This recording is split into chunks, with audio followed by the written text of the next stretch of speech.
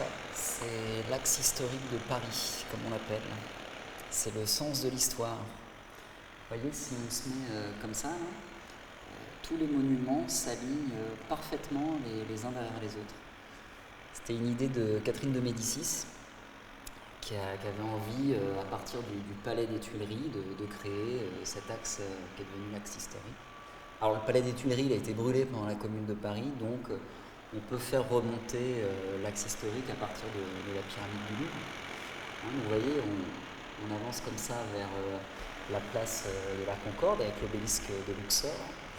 Après, on avance dans l'avenue des Champs-Élysées, donc la mythologie grecque. On arrive à l'Empire romain avec l'Arc de Triomphe, c'est une idée romaine, ça, alors qui a été pompée par Napoléon Bonaparte, qui a décidé d'installer cet Arc de Triomphe ici après la bataille d'Austerlitz pour féliciter ses soldats. Et cette place, qui est la place du général de Gaulle et qui s'appelait avant place de l'Étoile, elle s'appelait comme ça à cause de tous ces boulevards qui convergent en étoile vers l'Arc de Triomphe. Et ces boulevards, c'est ce qu'on appelle des boulevards haussmanniens. C'est une idée du baron Haussmann qui a décidé de faire ses percées un peu partout dans Paris pour officiellement assainir Paris.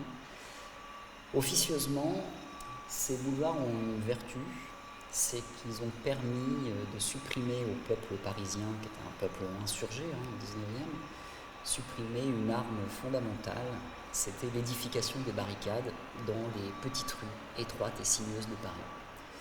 Et effectivement, Haussmann, il avait bien compris la technique, il s'est dit, c'est pas compliqué, si les petites rues, je les transforme en grands boulevards, édifier des barricades, ça va être beaucoup plus long, beaucoup plus difficile, et ça va rendre la révolution quasi impossible. Ça marchait. On continue, avenue de la Grande Armée, avenue du Général de Gaulle, et on arrive au premier quartier d'affaires européen, j'ai nommé la Défense. Donc on est passé par l'Empire romain, la mythologie grecque, l'Empire égyptien, et tout ça en ligne droite. Alors on finit quand même dans une sorte de petite pente, parce que là ici on est à Puteaux, donc c'est légèrement en altitude, donc ça finit en tremplin cette histoire, comme une sorte de petite promesse d'avenir vers le ciel.